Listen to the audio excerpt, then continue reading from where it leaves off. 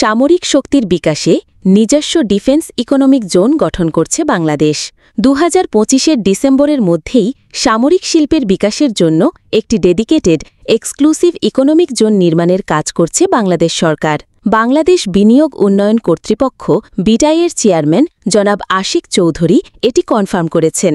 আশা করা যাচ্ছে আগামী ডিসেম্বর নাগাদ এই ইকোনমিক জোন স্থাপনের প্রাথমিক কার্যক্রম শুরু হবে। ইতিমধ্যে তুরস্ক ও কাতারের সাথে এ বিষয়ে একটি সমঝোতায় আসা সম্ভব হয়েছে। কিছু আনঅফিসিয়াল সূত্র দাবি করেছে, তুরস্ক বাংলাদেশের নারায়ণগঞ্জ ও চট্টগ্রামে ডিফেন্স ইন্ডাস্ট্রি গড়ে তুলতে যাচ্ছে, যেখানে বিভিন্ন অস্ত্র ও গোলাবারুদ উৎপাদন করা সম্ভব হবে।